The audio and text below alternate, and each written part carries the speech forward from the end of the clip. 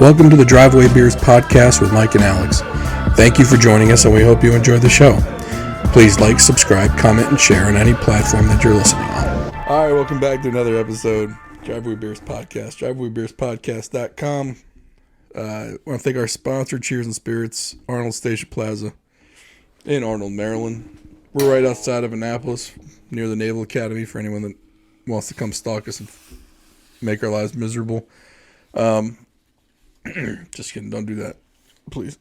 Like, subscribe, comment, share anywhere you listen to us. Seem to get more and more traction on Rumble, which is strange to me. But Russell Brand. Well, Steven Crowder, Russell Brand. Maybe we're like, Jimmy Dore's on there. Oh, Jimmy Dore's on there now? I think he's starting to put some stuff over there.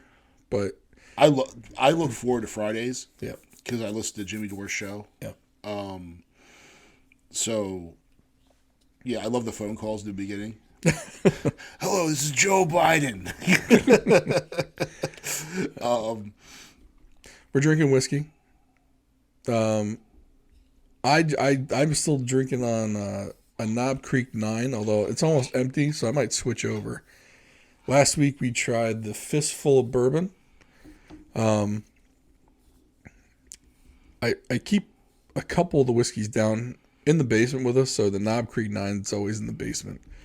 And the Basil Hayden Toast is still here from about 4 episodes ago, I believe. Yeah, I might revisit that during this. I may this also. episode. Yeah, I may do that too. I gotta say, I've been enjoying. I don't want to call it a journey. I feel like that's such a pretentious bullshit. It's our whiskey journey. No, so a journey takes you from one place to another. Sitting down here drinking bourbon is not a journey. No. Like, are we trying different ones? Sure. But are we making any progress? So how do you make I don't know how you make progress on. No, you're doing the opposite. I mean, I drink it better now. Maybe I'm more experienced with it. Right. I can drink it neat as opposed to on ice. Yes. But yeah, I think that's one of those words that's just overused. Like the weight loss, like because we're doing the weight loss thing too, and I have avoided using the words weight loss journey. No, it's dumb because everyone uses it. Yeah, it's almost like the contract. So, I do some work with different contractors and things like that, and tech contractors. There's always something solutions, and the journey's become like the solutions buzzword. So I'm laughing because they never come up with a solution. No, they just come up with like more ways to bill you, which is a problem. Right. like our solution is to create another problem that you'll also pay us to solve. Right. That we won't solve. Right. Like, fuck. Yeah, something solutions. So, in fact, a friend of ours got he got a job in some government contract or whatever. And I said, what is this company, something solutions? And he just wrote back, like, just laughing the whole time. He goes, yep. Yeah, right. So, yeah, solutions is just like journey's the buzzword to make you feel like this is a journey. No, a journey is like either the stupid band. Well, let's not call them stupid. Yeah. Well, I just remember, like... I dig a few Journey songs. Yeah, well, Stewart from Beavis and Butthead used to wear a Journey t-shirt. All right. So, sorry, I didn't mean to interrupt. I just thought we were a little bit hasty on the blasting of the band Journey. Okay, I won't blast Journey. All right, thank you. Even though Stewart wore a Journey or a Winger t-shirt, when Beavis and or Butthead wore Metallica and Megadeth. Yes. So, yeah. Anyway. It was AC/DC. One wore Megadeth after the other one was AC/DC. So I don't put AC/DC in the same genre as Metallica. No, probably not. I think you're right. I'll put them in the same. Well, I mean, Metallica and Megadeth. Dave Mustaine came from Metallica and was kicked out. He was their bassist, right? And started Megadeth. Yep. So anyway, thank you, VH1. Yeah, going way off the rails here, but yeah, Journey's overused. Like just like people say, this is your space. So I have a Peloton, right? You have one too. I'm looking at it. I've never used it. Yes, yes, it's right there. It looks like from the position of the seat, a child was on it last. Yeah, my 8-year-old. So, so we have this Peloton, but the instructors are always talking about welcome this space and come with me on this, and they're crying like, I don't need to cry with. No, tell me what speed to pedal at what resistance, and play some decent music. Yeah. How about you take me on this fake journey on this bike that's going nowhere? Yeah, we're literally going nowhere. Yeah, but you're going to put a picture on there that makes it feel like I'm going somewhere. Right. And half the time, whatever instructor I pick, it's just because she's easy to look at. Right. And I'm not trying to be a chauvinist. I know they're going to flame me for that, but hey, at least I'm on the bike, right? Listen, that's the important part. I'm on the journey. Should we talk about the chauvinist thing real quick? Sure. All right. This is a news flash. Guys like to look at girls. True story. That's it. That's the whole story. Sorry about that. But some guys like to look at girls. Some guys like to look at guys. And either way, it's fine. Some girls like to look at guys. Some girls like to look at girls. And guess what? They're probably not thinking nice thoughts about you. They're probably thinking about how you could be wearing less clothing. The thoughts I'm thinking are very nice. Well, they're nice. Well, so they're nice to you, but might be a little on the dirty side. Right. Which is also nice. But yeah, and the thing is, like, you'll see these. So there are a bunch of, like, filming at the gym is like this new thing. Before you, Joey Swoll. I follow him. Yep. Yeah, I was just about to mention Joey Swoll. All right, go ahead then. We're on the same page. These people that film at the gym, these girls show up there, these influencers. They're wearing these, pretty much leggings that are leggings, which are one of the best inventions ever, by the way. Yeah. We're not discouraging you ladies from wearing these things. Please continue. Yes. They're spray painted on. They're pretty much wearing next to nothing. These companies make leggings that intentionally, like, go in their butt and go, pretty much it looks like they're like naked, but they're covered up. Sure. But it leaves nothing to the imagination. And they're wearing a bra. And they get offended when people look at them. And the bra doesn't really cover that much. But the reason that they're filming themselves is to get likes and follows on Instagram. Right. Who's liking and following them? I'm telling you right now, to the girl that's squatting 135, I'm not taking workout advice from you. That's not why I'm following you. Yeah. I'm not. No one's looking at you because you're really doing a great job. Yeah. Now, there are women who I do follow on Instagram who put out some legit fitness and workout advice. And now they are attractive. Yeah. But that has nothing to do with the reason why I'm following them, because of the content that they're presenting. Like, they're presenting some great workouts. So, but their channels are geared toward that. Yeah. It's geared toward teaching. It's not geared to look at me do these squats and practically nothing. Right. With makeup on. Yes. It's like, okay. Yeah. So, but Joey Swoll, like, calls him out. I love it. Yeah. I love it. And that dude's freaking yoked. But he also calls out the good people too. Yeah. So, like, speaking of women at the gym, there was this one video that went kind of viral, and he showed it, but I saw it before, where this one young dude, big dude, blonde-haired kid, is kind of flexing in the mirror and taking pictures of himself or whatever. You're tracking progress, doing whatever you're going to do. And this little, I'm going to call her Korean. I don't know if she's actually Korean, but she's definitely Asian, Asian descent. Yeah, I've seen it, yep. And she walks over, and she gives him some advice. She says, don't be so upright when you're doing that pose.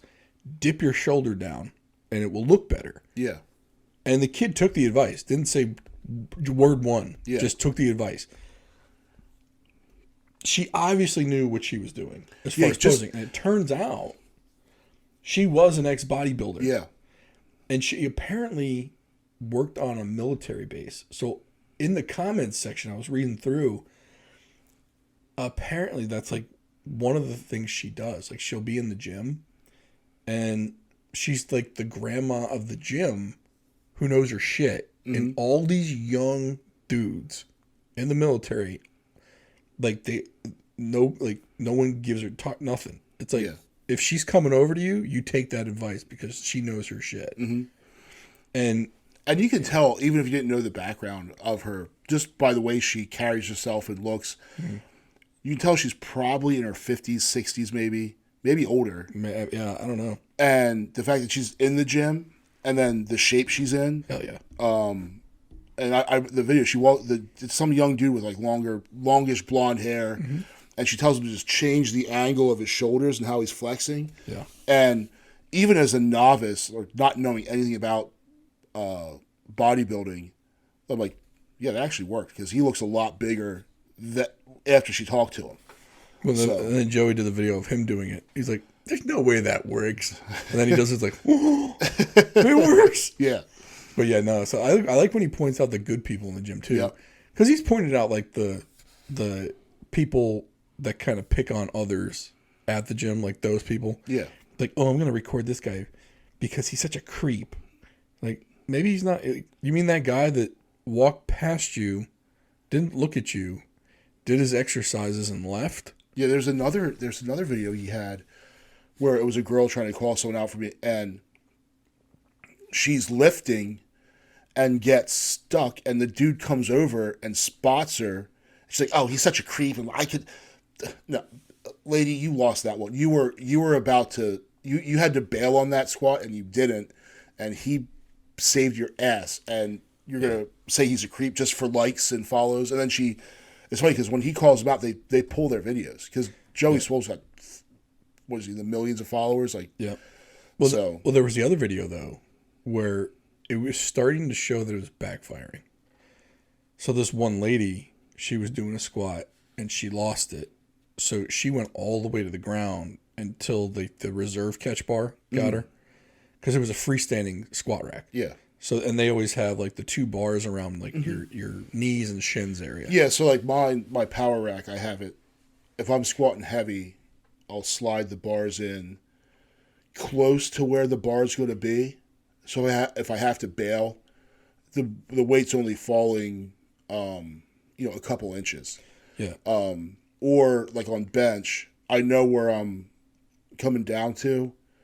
I'll have it set just below that, so it's not, crushing my larynx. So I'm not dying. So in this instance, she didn't let it roll off her back and just go. She got stuck underneath it, and nobody would come to help her. Because, and I do think that's because they didn't want to be, like, the guys in the gym didn't want to be that guy in the other video where they go and help the girl, and then she turns on him and be like, oh, you're such a predator. Yeah. Like, no, you were getting crushed by, 225. Yeah, so next time you'll just die. Right. Well, and, like, she had a tough time getting out. Yeah. And it didn't look like no one came over. And, like, and he was like, this is what happens when, not that it's consequences, but he's like, I don't blame these guys for not helping you. Mm-hmm. Because look what's happened. They don't want to be the next Instagram fool. Yeah. Or TikTok fool or whatever. And well, because that's what these people do is they'll go and they'll say, okay, internet, let's make this guy famous. Well, he's just trying to help you out. And now, granted, there probably are guys out there being huge creepers and douchebags. I get it. There are people in gyms that do that, and I've seen it. Like I work out at home now, so I don't go to the gym to see it. But when I used to go to the gym and see it, like I'm doing my thing, and I'd see some dude that would just follow a girl around. Yeah. Like, go talk to her. But none of these kids know how to talk to them because they're so busy texting and buried in their phones anyway. But right. Like you're either going to be like get rejected all out and not be a creep, or just be that weird dude that's like, hiding behind the squat rack, staring at her. I think that comes with age though, because when I was younger, I didn't want to get rejected either. It's a tough blow to your ego a little bit. When you get older, especially if you've been married, like I don't give a fuck. Right. Not that you're trying to go get digits. Yeah. But like your whole mentality of, if I was single, I wouldn't give a shit. Well, I'm not single. Right. I'm not trying to get digits. I'm not approaching randoms. Yeah. I'm not approaching anyone, to be honest with you. I'm barely lucky if I make it out of my house. So of course I'm going to say it doesn't matter, but I've let myself go. Yeah, 100%. Yeah. Because let's face facts. let's say tomorrow I'm a single man. I ain't catching anything with this. I better get back on AOL, chat rooms. Better get back on that business. Get back to the AOL. Call AOL and get your That's right. instant messenger set up again. That's right. I better get back in them chat rooms with no videos. Get some Blockbuster and chill. Right. You gotta go back to that style. No, I get divorced. I'm dying an old man alone, 100%. That's what's going on. Maybe a blow up doll. Who knows? Who knows what's going on? There's been a lot of advances in that department. You know what? Yeah. I mean, if the wife kicks it, hope she doesn't. It takes some of that life insurance money and get myself a real doll. That'd be the new wife. I don't think my girls will take her in, as one of their own. But whatever. This is your new mom. It's all hypothetical at this point, right? It doesn't got to be real. Yeah, that's good stuff. Speaking of fitness, weight loss, so I don't understand any of this shit. No, it's weird. So the last weight loss update we did, what was it? For me, it was 2 weeks, no weight loss. Mm-hmm. I think we're 2 weeks away from that one, roughly. Maybe, two. Probably 2, maybe 3. Yeah, from when we recorded it. Yeah. I think we're about 2 weeks off. So 2 weeks, lost no weight. Third week, still lost no weight. I mean, I was chilling at 329. Yeah. Which, don't get me wrong, that's 21 pounds. All right. You do that in 6 weeks, whatever? Great. Mm-hmm. Everyone's happy with that. I was happy with it. I'm fine with it.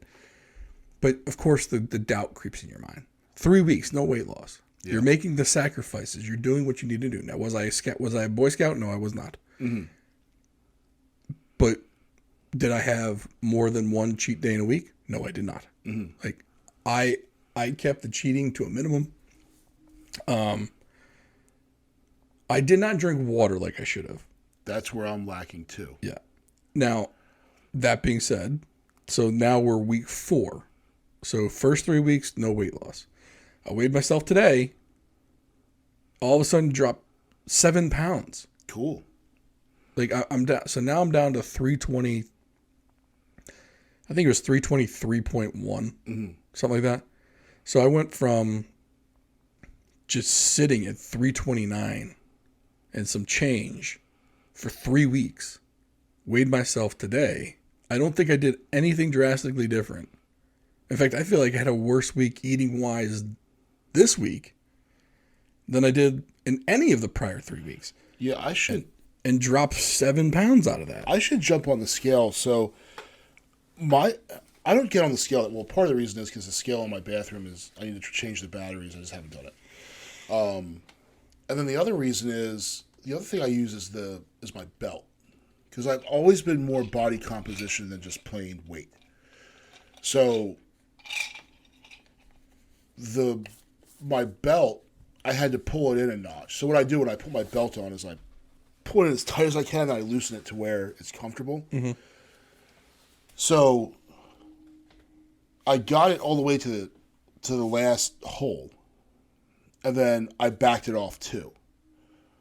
Well, back around the Super Bowl, I was getting it to where I was backing it off. I couldn't even get it to the last hole. I was pretty much, I get it to maybe there are 2 holes empty, and then I'd have to back it off 2 more. So I had a total of 4 holes on the belt that were, 4 holes too fat. Well, now I'm to the point where I've only got 2 extra holes on the belt. So there's definitely been some changes going on body comp wise. So hold on, I'm not following you. So when you say you talking about 4 holes from the tip, or are you talking about 4 holes from the long end, from the other side? So like the tightest you can make it. Right. You're saying you have 4 holes from that now? No, I'm at 2 holes now. I was at 4 a month ago. So a month ago I had 4, I could make it 4 holes smaller. Now I can only make it 2 holes smaller. Does that make sense? So you're getting bigger? No, smaller. There's only 2 holes remaining that I can go to make it tighter. Oh, to make it the top. Okay. Yeah. So you were saying that I used to have 4 holes remaining. Now I only have 2 holes that I can make it tighter. to the tightest point. Yeah. So eventually, technically, you need to buy a belt sometime in the next probably I just month. drill holes in them. Or that. Yeah. Or that. Okay. Yeah. All right. That's. See, I actually use the ratchet belt, Okay. so I don't use holes. Yeah. I just pull. I pull it, and it And I don't wear my belt under my belly. I wear my belt over top of it. I know. I wear it under. Yeah. Which leads to other issues. Yeah. Like, Dunlop's disease. oh, it hurts. It digs in. Like, Well, that's fat why is heavy. I don't care what people say. Well, Fat I is hate heavy. wearing jeans. I hate jeans. Like, my father-in-law wears jeans, like, to relax in. And I'm like, dude, if I'm wearing jeans, I cannot wait to get the jeans off. Yeah, I wear them a lot, and yeah, in the evening, I probably wear them until I get to like bedtime, and then I switch to shorts or sweatpants or whatever. I do wear them just because. Other than sweatpants, what am I going to wear? Yeah, I guess I could wear khakis. Yeah. But I don't. I work from home. I'm not wearing khakis in my house. Dude, if I work from home, I wear sweatpants all the time. I do think about that. In fact, pants would probably be optional. If I was on a Zoomer, I would have a shirt on. Like, oh, he looks so professional with that shirt on. I'd be like the mullet party in the back, business in the front. I found though that if I don't dress to at least a minimum level, then it doesn't feel like work, and I don't get motivated to do anything for work. So at least with the jeans and the polo, that's what I sometimes would wear to work.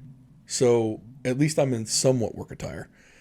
Dude, I remember my dad getting dressed to go to work. Every day he'd wear a suit. Yeah. Like he'd get up. That's much higher level than I am. Yeah. I would wear khakis and a polo. That's he was my in the time same, for work. if I went in. But he'd wear a suit. And then now, like, it's almost like the business look is like, what is it, the fleece vest and khakis, like that's what they all wear now. Yeah. Like Derek from Something Solutions is wearing the fleece vest and khakis. Yes. And like that's what they wear now. Like no one's wearing suits anymore. The people that are wearing suits are like lawyers, maybe people on Wall Street, stuff like that are commuting into the city. But other than that, like it's all, if you work for something, solutions, then it's you're wearing the Greg Youngkin from the governor of Virginia, like. Sure. So I do have a decision coming up with the weight and the body composition talk. The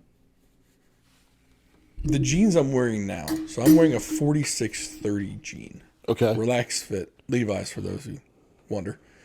Mostly because I like cheap jeans. I used to wear Old Navy jeans, but we don't have the Old Navy around us anymore. Yeah, and Old Navy has nothing that fits. Right. Not anymore. Fat phobic. So I got the 4630 Levi's Relaxed Fit. I can put about 4 fingers of space, like 4 fingers side by side. Like if you do like the sign language B. Okay. All 4 fingers can fit between the waistband and my waist, or my hips, wherever. Because I wear it below the belt or below the belly. The belt is basically holding the pants up. Like if I take the belt off, the pants are. I don't have to unbutton or anything; they're off. Yeah. So I tried 4430s because I did have a pair in the house. I need to wash them though to loosen them up because now I'm running into the problem where the 44s fit at the buckle and the zipper, but my thighs are a little bit thick.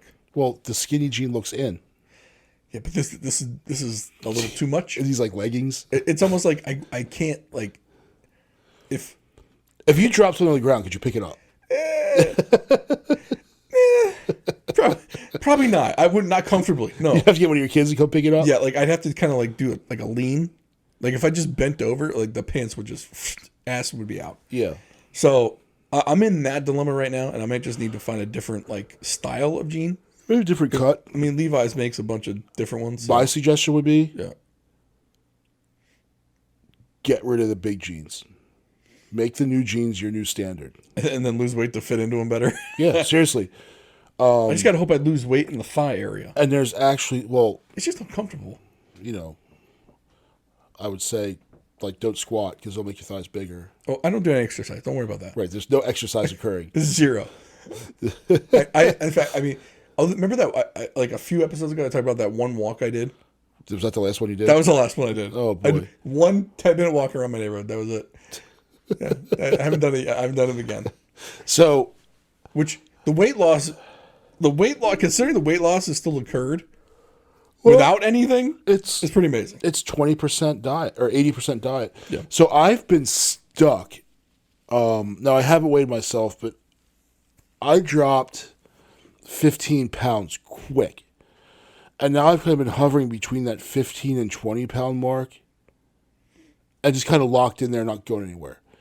Now I did try to go, because we're using the same Carb Manager app. I did try to go, and I did get myself into ketosis. I'm convinced, because I started to stink. And when you get into, that's one of the symptoms of ketosis, is like, you're like, and I was like, that doesn't smell like just normal stink. That smells like different. It smells like a little bit like shit. So I looked, so I looked it up, and I was like, what is that? yeah, and it was accurate. I should have just kept it rolling, but I didn't, because I'm a freaking weak person, and I was like, oh, pizza, don't mind if I do. But the one thing I have done is what it's made me do is realize that, so Monday night at the local pizza place, it's the pizza special. So we always get pizza on Monday night. And because Monday nights are loaded with practices and stuff, it's actually really convenient. What I do is I order a Greek salad with chicken, and that's what I eat. And then I'll have a slice of pizza. Right, so you eat the salad first. Right. Yeah. And then I have the pizza, and I have a slice or two of pizza, and that's all I need. I'm good. Yeah. Whereas before, we'd get 2 pies, and I was good for at least 6 slices of that pizza. I'm bringing my lunch in every day. It mainly consists of a protein and vegetables. So that's good, good stuff to eat there. So it's made me more conscious of what I'm eating. Yeah. Now, my in-laws are in town. It's hard to make a meal for 6 people and then a separate meal for me. Right. Especially when practice and stuff. And then my mother-in-law's been a huge help. So, like, when we're running the kids back and forth, like today we had swimming. So she made dinner. She made just grilled cheese and soup. It wasn't tomato soup. It was chicken like chicken noodle. But you know what? Grilled cheese. I came home. I didn't have to cook anything. It was awesome. The night before, her and my wife made chicken cutlets. And these nice, like, roasted potatoes that she makes and some green beans. So I had that. It wasn't keto because there's freaking carbs in it. But I didn't house 3 bowls of pasta. Right. So I definitely in a caloric deficit. I'm not eating as much as I used to. I'm not housing chips. I'm not housing. I mean, we're right near Easter. For those of you who don't know, I love jelly beans. This is jelly bean season. And all these companies, for also those who didn't know, make jelly beans. So like there's sweet tart jelly beans, there's Swedish fish jelly beans, Starburst jelly beans. Starburst, but see, that's almost like not even sophisticated enough for me now. Oh. Sour Patch Kids jelly beans. Oh, they're good. Nerds jelly beans. The trolley, they're like trolley gummy sour jelly beans. Yeah. So like there are Welch's fruit snack jelly beans. I mean, there's a ton of them. And I sample them. Now, before, I would just house bags of them. Like, I eat a bag in a night. Now, nope, not like I'm not doing like. Can't do it. So that's good. Now, my workouts have not been where they've been. I've been super busy, getting up early, coming home late. So I'm not getting my workouts in. work's going to slow down though, and I'll be able to get the AM workout in, or Right. the workout in the gym at work in. I'll be able to do that. So I'm kind of looking forward to that, and I'll see where I go. So, But the key though is are you eating exactly as you should? The answer is no, right? But you haven't fallen off the wagon to what you were eating. right. So it's almost like your good weeks are good. Yeah. Your bad weeks aren't as bad as what you started with, though. Mm-hmm. So you're not. That alone makes it so that you're not, like, if you do have the weakness or whatever the heck you want to call it, which I don't like calling it weakness. People are people. Yeah. Shit's gonna happen. Your cravings are cravings. It is what it is. Look, sugar is one of the most powerful drugs on this planet. Hell yeah. Oh yeah. I mean, right now, like, I got a taste for sugar in my mouth right now, but tonight I'm not gonna have sugar. You can satisfy that with alcohol. Right. Well, but but there are no carbs in this alcohol. Yeah. That's the benefit. That's one of the reasons we switched to whiskey. And that's another thing that I made a big change in is I'm not drinking the amount of beer I used to. Yep. So I'll go out, like tonight. I got home after I came home from work, changed, got my middle son ready, went right to the pool. He had swim practice. Came back. I have not sat down. Well, I sat down at the dinner table, but I've spent maybe 30 minutes total in today since I woke up, like, not moving in my house. So I haven't, like, sat on the couch and just watched TV yet. Yeah. So busy day. But what it's, what all this is showing me is that I don't have to just crush food. But I had 2 beers, normally, I'd come home and drink a 6-pack. Like, it was nothing. Games are on. I'm going to pop a bag of microwave popcorn. That went pretty quick. I'm going to make another one. Right. So, there's oatmeal cream pies. I'm going to eat 3 of those. Right. So I'm not doing that. So that's a good, that's a positive takeaway. Right. So, and that's what I'm saying. Like, the days you are not eating the best you can are still nowhere near as bad as what you were doing before. Right. Like, the extremes are not as extreme as they were, right? And that's kind of like I'm in the same kind of boat there. Mm-hmm. Like my wife was away for the weekend. I had the girls. We did a movie night in the house. So we went to the grocery store and got movie snacks. So we went and got the cheesy popcorn, the butter popcorn. They each picked out a candy. Yeah. I tried to pick out the most carb-friendly candy there was, which, I'm finding that there are more and more carb-friendly sweets. Mm-hmm. Now, this was it was like their take on a peanut butter cup. Okay. It was called like Ocho something. Ocho Cinco? Something like that. Only had like 7 grams of carbs for one. But you know what? I popped one in, got my sugar fix. I stopped. Yeah. I did have some popcorn though, so I had some carbs with that.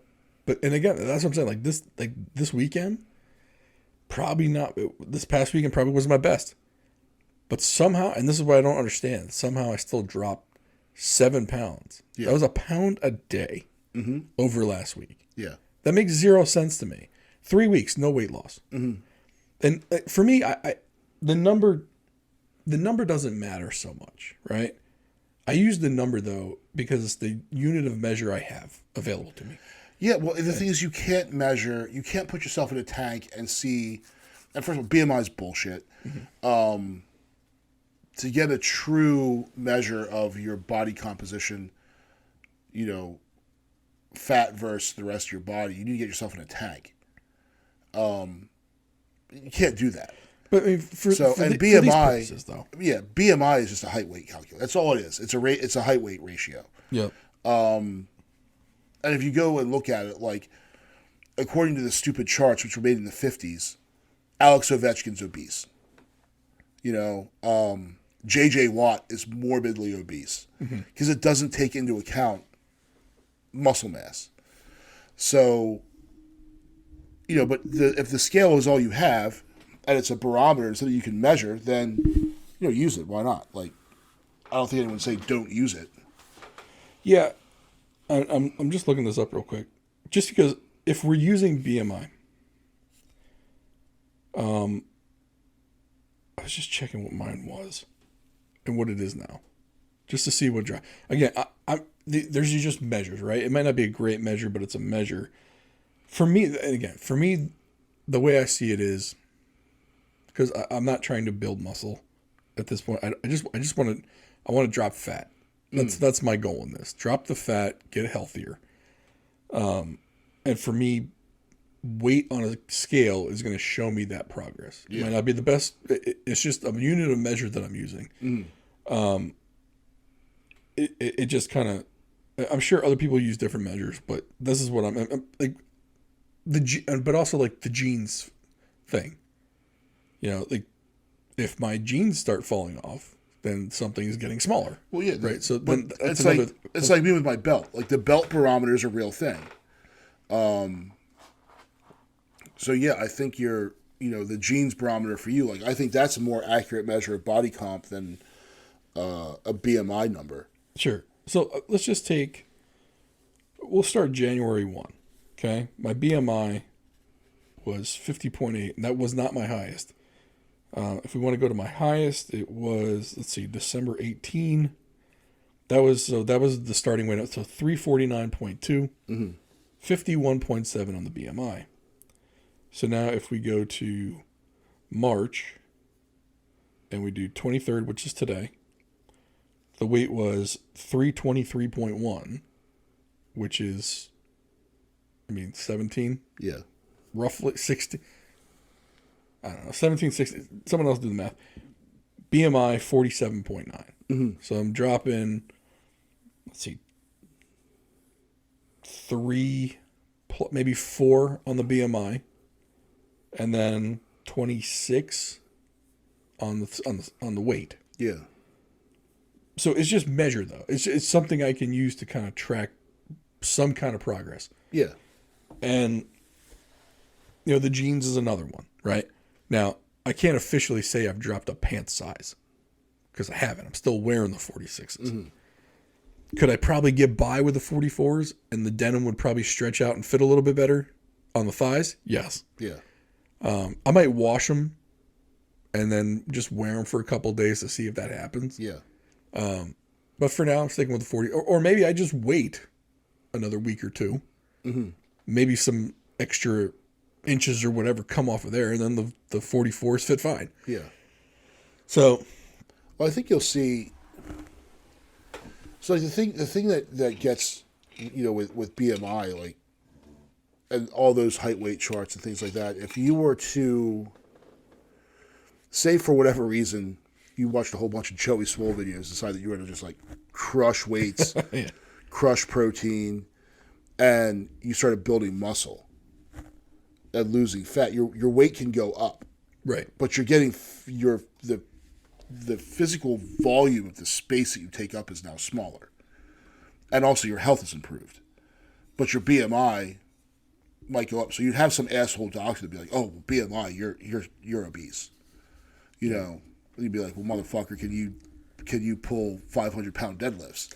Yeah, I gotta see. So I do see the benefits of weightlifting, building muscle mass, and losing fat. I've got a different mindset of I want to concentrate on this.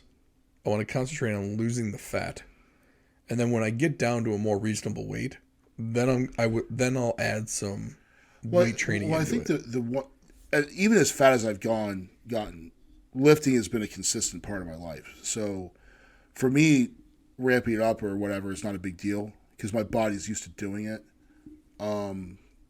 If you haven't been, though, what you don't want to do is hurt yourself. Right. Because then you're just screwed. But I look at it more as burning the candle from both ends. If I'm building muscle, at the same time melting fat, I'm getting closer to my goal. The other thing is, though, weight is weight. So your knees don't know whether it's holding 400 pounds of muscle or 400 pounds of fat. Yeah. So, but on the But to counter that, that muscle you're building is also going to be in your knees, your lower back, your hips.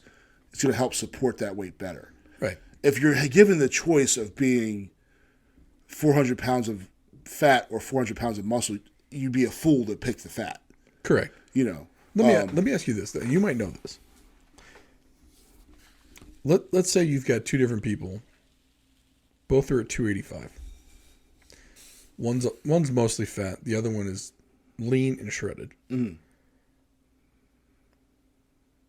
And I don't have any reasoning for this thought, but does that weight and both body compositions put extra stress on the heart? And like the ability to pump blood. I mean, think about muscle. The heart is a muscle itself, but it's surrounded by muscle as well. As that muscle gets bigger, can it constrict the area in which the heart operates? No, because the area that the heart is in, and I guess that's the thoracic cavity, the muscle's all on the outside. Okay.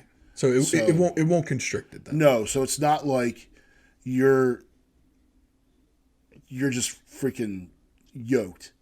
And none of that muscle's going to be inside the thoracic cavity. It's all going to be outside. Right. Whereas, can fat get around the heart? Yes. Okay, so and then it's kind of like fatty liver. Right. And then the other thing with fat is that it can get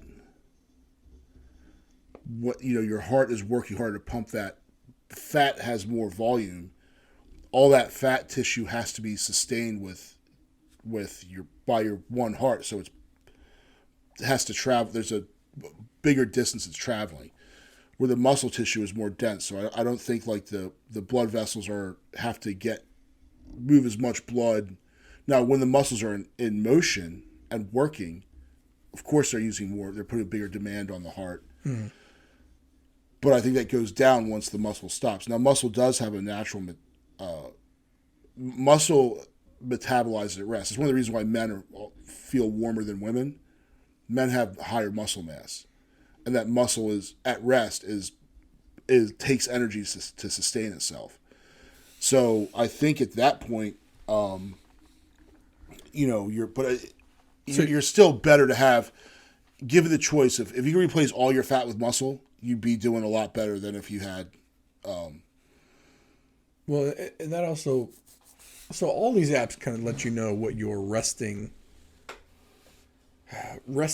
I guess it's resting metabolism, but basically they call it your basal metabolic rate. So essentially, just by sitting on a couch, your body uses a certain number of calories just to help you breathe, poop, look at TV, whatever. Keep your brain running. Yes. Now, let's say you have more muscle, and that muscle, from what I understand, the muscle needs more energy just to sustain itself. Or does it use? So basically, let's say both guys 285 pounds. One's fat, one's muscle. Does the guy with muscle, assuming he's not going to work out that day, he's going to be sedentary, just like the other guy. Rest day. Yes. Does the guy whose muscles, who's all muscle, or mostly, or 20%, but what do you know me? Does he have a higher calorie need for that same day style as the fat guy? If you go by the theory that muscle at rest requires energy to sustain itself, then yes. Okay. And that's one of the things, like, and also through when you get into hypertrophy, so when you're trying to build muscle. It's a big word right there, by the way. You thank Andrew Huberman for me knowing that one. But when that, after the workout, so they'll say, like, go and run on the treadmill. And you get a lot of skinny dudes like, oh, you want to lose weight? Go run. No, you're probably better doing squats. Because doing squats, now your body has to repair that muscle. So even after the workout is stopped, you're continuing to burn calories. Whereas running on the treadmill, the second your heart rate returns to normal, it's done. Right. You're over. Right. So, but yeah, just by sitting there, that more muscular body is going to burn more. Think of it as engines at idle. What engine's burning more? Is the V8 in your Yukon burning more, or the 4-cylinder in your Equinox burning more at idle? Right. Which one's using more fuel? Right. Yeah. It's an interesting thing. I mean, I don't think it's going to change my mind to actually get up and do something. Yeah, physically wise, I don't think I do know at some point. I mean, it's kind of like at some point as the weight comes off, I'm probably going to want to do more physical things. Now, don't get me wrong. I'm not going rock climbing. I'm not doing anything stupid. No, that's dangerous. Yeah, well, yeah, I'm not going to start doing that. Right. Like, I'm not going to take up those kind of new hobbies. But let's say there's an opportunity to play pickleball. Right now, I'm probably not taking it. But if I'm smaller and my joints don't feel like garbage, yeah, maybe I'm going to go play that pickleball, or I'll go fill in for someone in a one-time thing. I'm not going to make it a hobby. I'm not going to. I don't think I'm ever. I just don't think I have the mentality to be like a super active person. You know what I'm saying? Like, I think that ship sailed long ago. And I'm never going to be the guy who goes running at 6 a.m. No, like we have a friend that does that. God bless him. No, I watched him today. I was like, that sucks. Yeah, like I hate running. It looks awful to me. Every sport I've ever played, running was a punishment. Yeah. Football, jump off sides, run. Hockey, you screw up, skate. Lacrosse, you screw something up, run. So yeah, running's just I hate it. Every sport I've ever done, I've always picked the position where there was the least amount of running. Lacrosse, goalie. Soccer, goalie. Football, offense and or defensive line. And actually ended up being a place kicker. You can't get less running than that. Or a punter. Let's see. What was the other one? That was pretty much. I did something else. I can't remember what else. Hockey, goalie. Yeah. I mean, like I did the things you had to move, or you had to do the least amount of cardio with. Now with hockey goalie, you got to get up and down. Yeah, hockey. Right? It's funny because people think, oh, the goalie, like that's the fat kid. Like I'll tell you what, playing like when you, I didn't play super high levels, but when you start playing like more competitive levels of hockey and you're doing the, up downs and dropping into butterflies and popping back up and moving around, like yeah, it's sometimes just skating around, flying around the rink's a little bit easier. I heard a rumor that hockey goalies can lose up to like 4 pounds in one game. Oh yeah. Now most of it's probably like water weight because you sweat a ton. Like I don't think I've ever sweat as much as I have as being a hockey goalie. Yeah. Oh, I used to get off the ice just drenched. 2 days in August playing football. That's a lot of sweat. Yeah. Yeah. But that's because it's just hot. But everything's like most. You have more areas of your body exposed. Yeah. So your skin can breathe a little bit more. As a hockey goalie, nothing is exposed. Oh, I remember taking my gear off and just being like, of course, because I was a 15-year-old idiot. Like, no, why would I dry my stuff off? I'm just going to leave it in the bag. Yeah. But it's not like someone dumped a bucket of water on it, except the water would have been sweat. Yeah, and then you take your stuff off, like there's a slime on your skin from the gear. And so this was, not super recent, but my parents bought a 1996 Grand Caravan. So OG. Yeah, but it was like the 96 was the first, like the jelly bean look. Yeah. Maybe in 95. In any case, it was a Grand Caravan. They had it up, I think, up through college for me. So, like, I got my first real job. And I remember getting into it to go somewhere with them while I was at home visiting in the summer, and it still smelled like hockey equipment. You don't get that out? No, because I would just leave it in the back of the van. You got to rip the carpet out to get that out. You need a whole new interior. Yeah, that was bad. I'm surprised your parents kept it after you left. Like, yeah. The funny part is they probably tried to trade it in, and the dealer was like, "Oh, we can't take this. We'll give you $0 for this because we can't sell it."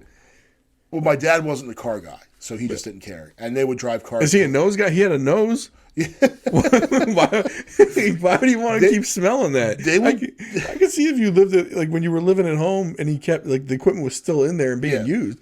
Like you don't replace that to put the stink in another car. But once you're gone. Yeah, get rid of that thing. Dad was nose deaf. none of our cars ever got traded in on anything unless it limped into the dealership. Like that was its last trip, was to the dealer to be traded in. And the only thing they gave it was like we'll give you anything for your trade. Like that was the trade, and it wasn't like, oh hey, we want to negotiate this deal. Like I'll give you $50 and the tank better be full. Right. We'll give you anything for trading except that car and the hockey stick. You give us 50 and we'll take it. Like that thing was going directly to the junkyard. Yeah. But yeah, I think all those sports. I mean, you can find something you like doing. I think I wouldn't. I don't mind. I like golf. I will go. Not that that's a. I mean, like I'm going to offend a lot of people. Golf is not an athletic sport. It's a skilled sport, but I don't have to go run and endure, and it's like I wouldn't call it an endurance sport. And I think to even qualify that further, eliminate the PGA. Those dudes are athletes. They're like they train like they're athletes. Yeah, but in order to compete at that level, they have to. Listen, there's a guy on Bob Does Sports called Fat Perez who shoots scratch golf. Like he himself might be an athlete, but if my man at 3, like he's probably a good 425, 450. Yeah. Probably my height though. All right. But don't those PGA guys have to walk the course? They do. Yeah. They do. I don't know if I'm willing to give in on this one yet. I think next time you play golf, walk it, and then we'll revisit the topic. I'm different though.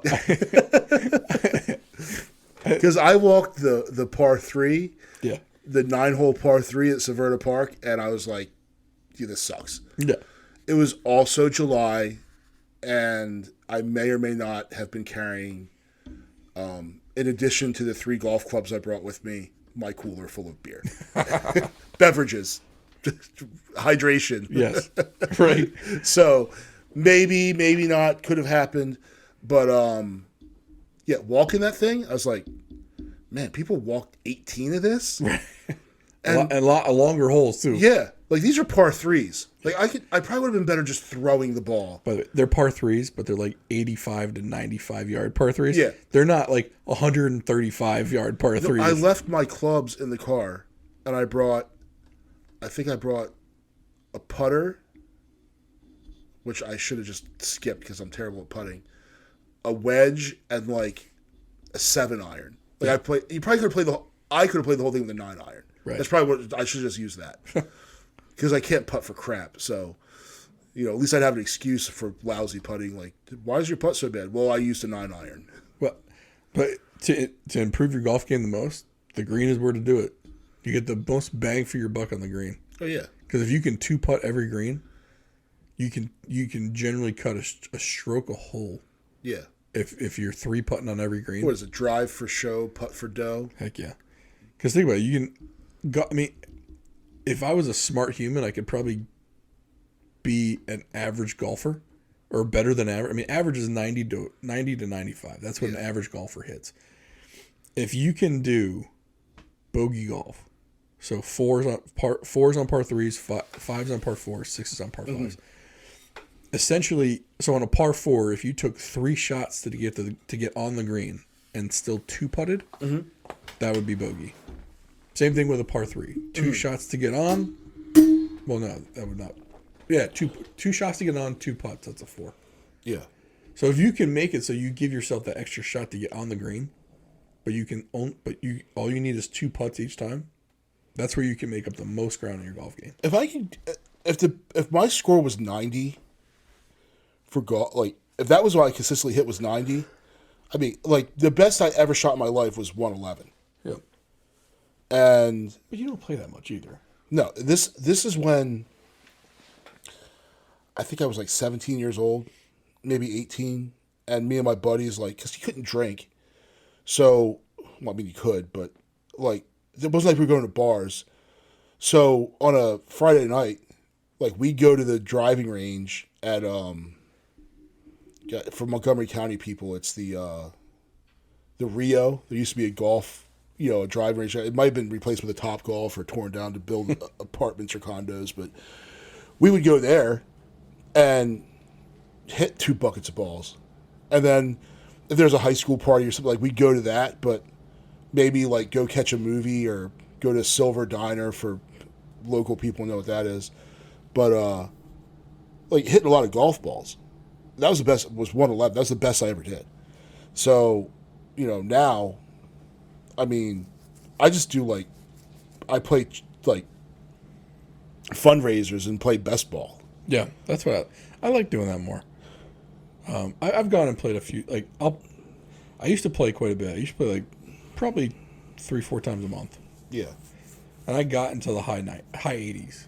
That was probably as good as I got. And then, like we talked about before, I forgot how to hit a golf ball, apparently. So I'd really like to take a lesson. So I have an outing that I can go to coming up in June. So right now it's right around exactly 3 months from now. If I could go, I just don't want to make a complete ass out of myself. If I could go and learn how to, I think one of the problems is I just want to go and I think I have to kill the ball when I drive. And part of it is like, if you're playing a charity outing and I go out and you're in the foursome behind me, and I come up to the tee, and I swing, and the swing looks decent, and you hear that ping, and then I freaking slice it off into the woods. No one sees that part. The foursome behind me is like, oh, that sounded good. Now, if I hit a worm burn and it doesn't make it past the ladies' tee box, well, then that's oh, look at this clown. That pocket ball, let's do it again. Right. But I'd like to get to the point where I'm not a complete liability in a foursome. Yeah. Yeah, so I did take a lesson this winter. I went over to the Nighthawk Golf Center in Crofton. Super nice dude. Mm-hmm. I think his name's Brendan. I think that was his name. I'm gonna go talk to him again because he had me on the right track, and then because of my weight, because you're swinging at a lot of balls. Yeah. Because of my weight, when I start to get tired, when my body starts to get tired, my swing falls apart. Mm-hmm. So that's the endurance part. Yeah. Of golf, I guess. So I wasn't even walking the course. I was literally inside in a TrackMan, hitting balls into a net, or on the TrackMan screen. And probably by the 15th or 20th ball, I could start to feel it. Knees, ankles, back especially. My back was... Yeah. And then once your legs are gone, your swing's screwed. Mm-hmm. So I need to go back because he was starting to fix certain things. Like, I couldn't hit my irons for garbage. Like, it was bad. Like, couldn't get them off the ground. Yeah. Within 15 minutes of a 30-minute lesson, I was hitting my 8-iron very solidly. But it was almost a complete redraw of my swing. Yeah. Like, pulling, like, from the backswing to coming through. Everything had to change. Mm-hmm. Hand position, hand motion. Like, I was snapping my wrists way too much. So that's why I was pulling the ball with my irons all the time. So rather than hooking, or rather than slicing, or even hitting straight, it looked like a hook, but I was just hitting it in that direction. So it wasn't like going 100 yards out and then turning. It was just going to my right. And yeah. I'm a lefty. So for me, to my right is pulling. By the end of 15 minutes, my 8-iron was now going fairly straight, mm-hmm. And in the air, and it fixed a lot of that. Yeah. We couldn't figure out the driver, and I got real frustrated. But I think I'm gonna go back to him again. I mean, it's not cheap. It's like, I think it's like $60 for a half hour. But I think if I still want to play golf, but I want to enjoy it. Yeah. Like, I don't want, like, someone I played since I was 13, right? I shouldn't be having what essentially is the yips at this point. Mm-hmm. Except it's not really the yips, it's just horrible mechanics. Yeah. This isn't the Rick Ankiel situation where I look like I'm doing everything properly and I'm throwing the ball to the backstop like Rick Vaughn. Yeah. This is not this situation. this is just me making poor contact, bad swing mechanics. Because I had designed a driver swing based on my old driver, which was bad equipment. Mm-hmm. Got a new driver. Couldn't adjust the driver swing to make that work. But then as I was trying to tweak it to make it work, I screwed up my iron swing. Yeah. So now the driver swing was awful. The iron swing was awful. Everything was just done. I went out for a foursome in one of those charity things. I was the guy who looked like he had never played golf before. And I was like, oh, this is not good. So I'm probably going to go back hopefully 2 more times before the spring. And hopefully just get myself back to where I can play somewhat respectively. Mm-hmm. I'm never going to be in the high 80s again. I don't play enough. But if I can be under 100, I'm happy for a round. So yeah. Yeah, I'd like to get to the point where I'm just, where I can, so like, say, rather than hitting the ball like say I can just drive all, and I can drive the ball, it's 175 yards, right? Which, I don't know the distance, but that's not a huge drive. Right. But say it's 175 yards, and rather than being, like, hooked off into the woods, it's maybe the left or right, not dead center of the fairway, but like it's just on the fairway. Playing from the short grass will help you out a ton. Yeah. Rather than having to find it in the woods and, that's the kind of thing, like, so that it's not just, so that I know, like, every time I swing, it's going to do about the same thing. Rather than, because I'll go to the driving range, pull the driver out, first ball, and blast it. And it's dead on straight, just flying nice. And then I go and like, oh, cool. Pull the next ball, and it, like, bounces off the partition to the stall next to me. Like, what the hell? Like, I didn't change anything. Yeah. And I guess because, like, the golf ball is so, and everything's so fine, the adjustments are so, any little thing off, and it does that. Where, like, I'm used to shooting hockey pucks. Like, the hockey pucks kind of do the same thing, regardless. Like, it's going to pretty much go, depending on how I follow through and take the shot, it's going to pretty much go the same place. It might be, maybe rather than being right under the crossbar, it dings off the crossbar. But it was in the same area. Right. If I shot hockey pucks like I shoot golf balls, like, the puck would go backwards. Like, what? Right. What is this? Yeah. Yeah, it's. I think we started this by saying that I'm probably not going to do any physical exercise, so maybe I should just stop playing golf too. But I will say that, I mean, the one good thing about golf is there's a reason why senior citizens do it. It's because you can. Yeah, it's probably the one hobby I'll be able to do into my elder years. Yeah, like tennis. I mean, I guess. If you're really in shape, you can stick with tennis. I mean, my uncle is in the 70s. There's always pickleball. There's pickleball, sure. Although, to be honest with you, if I was going to pick something to go, like, go be good at, cornhole, bocce ball. Bocce ball's my jam. I want to build a bocce ball pit in my backyard. I have a bocce ball set. So do I. Yeah. Yeah. I haven't used it, but still in the box. But I love bocce ball. I do the high floaters. Mm-hmm. I guess you're not supposed to do that. Real bocce ball, you're supposed to bowl. Yeah. It's called, I guess, lawn bowling for a reason. But when we're playing on, like, someone's backyard, I'm doing, what is that? Not Angels in the Outfield. Henry Rowan Gardner. What was that movie? I forgot what the float it. Mm-hmm. Like the mom goes, float it. So that was my bocce ball style. I was a float it guy. Yeah. Landed in there nice and soft. Put it right next to that yellow ball. That was my jam. But yeah, that's about as energetic as I like to get. But I don't know. We'll see. I mean, I just don't. I wish it made more sense as far as weight loss goes. Like, there's nothing within reason that said I should have lost 7 pounds this week and no pounds the three previous weeks. weeks. And that's the frustrating part, because then you get, And I think what you have to do, and I've been told this a bunch of times, it's not a 3-week process. Correct. It's a years long process. So if you just continue to do the right thing, you might have ups and downs and plateaus, but over the period of that year of consistently doing the right thing, your trend is going to be down, which is where you want it to go. So, well, let me ask you this.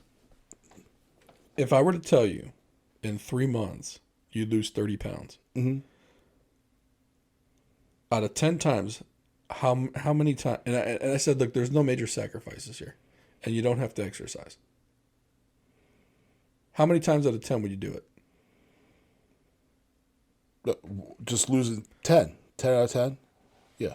So, with me specifically, if I use January 1, because I didn't really start on the keto thing until probably second or third week of January. But let's use January 1 as an arbitrary date.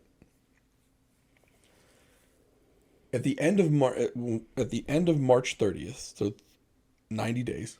What did I say? 30 days? 3 months, right? Yeah. So 3 months. So that would be the end of 3 months. I'm already down 26. If I can lose another 3 by the 30th, which probably won't happen because today's the 24th. Yeah. But let's say I get 30 pounds down. I think me in January would take this 10 times out of 10. Oh, yeah. Yeah. Because I don't feel like I've starved myself. I've had to change what I've eaten, though. Like, I can't eat the sugars. Yeah. I haven't been able to, I love bread. Yeah. Haven't been able to eat, now, don't get me wrong. Again, have been days where I had, took the girls out for dinner when the wife was out. I ate a dinner roll. I knew I shouldn't have done it. Yeah. Did it anyway.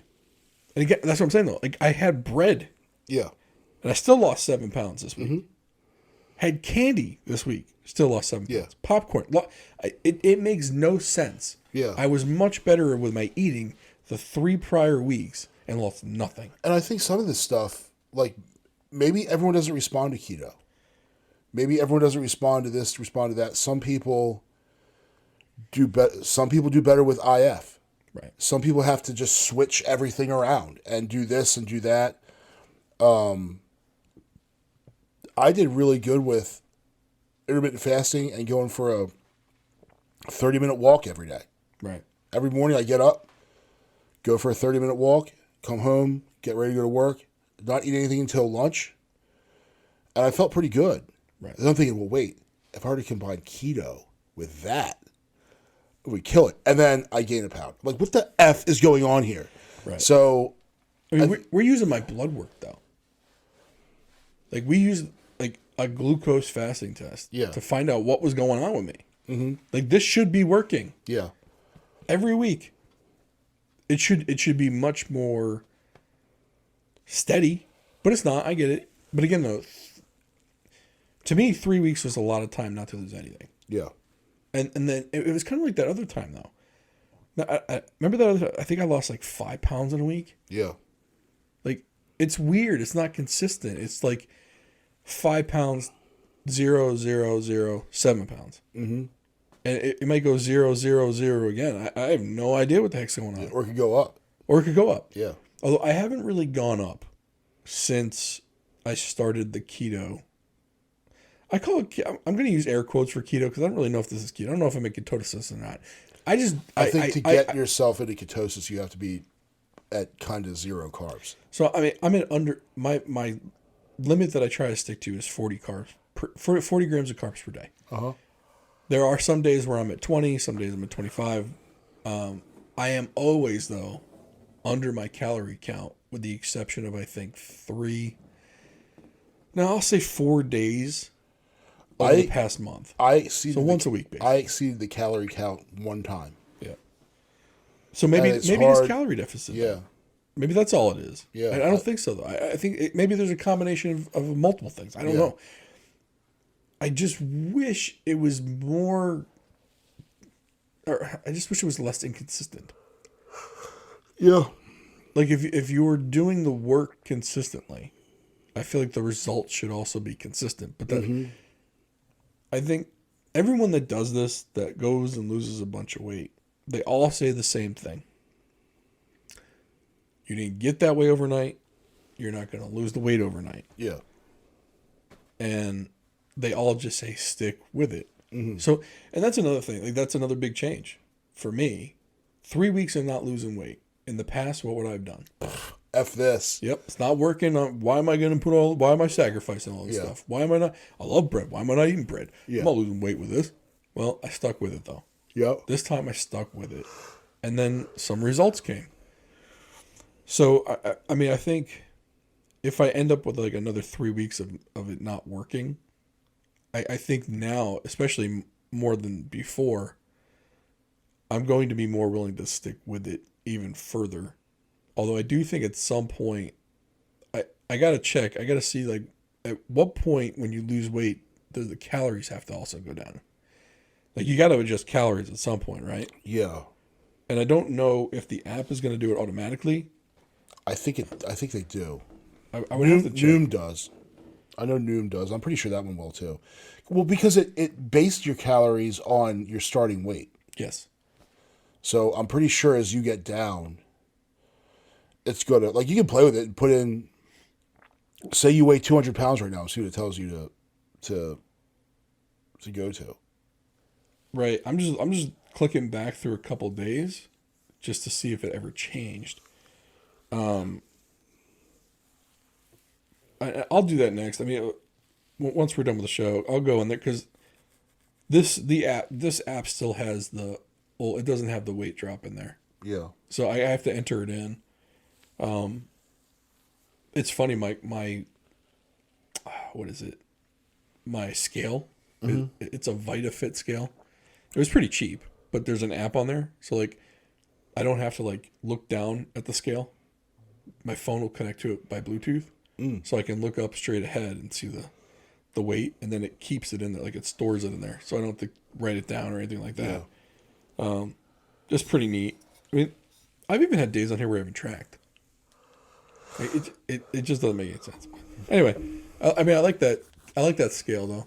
I think it was like $40-$50 on Amazon. Yeah. Something like that. It was always hard. Like, I had to look past my gut to see the weight. Now I don't have to do that.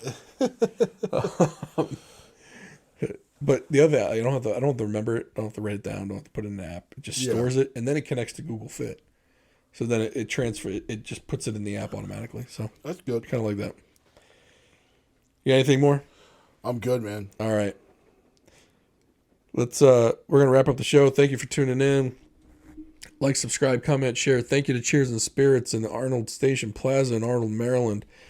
I drink a little bit of Knob Creek 9. It's tasty. It is what it is. It's still not a house whiskey for me. Maybe not. We got the Basil Hayden toast in front of us too, in the what is it, the basket full of whiskey, fistful of whiskey. We got that too. Wonder what we'll drink next week. Be fun to figure that out. Like I said, like, subscribe, comment, share. Click some like buttons. Tell your friends.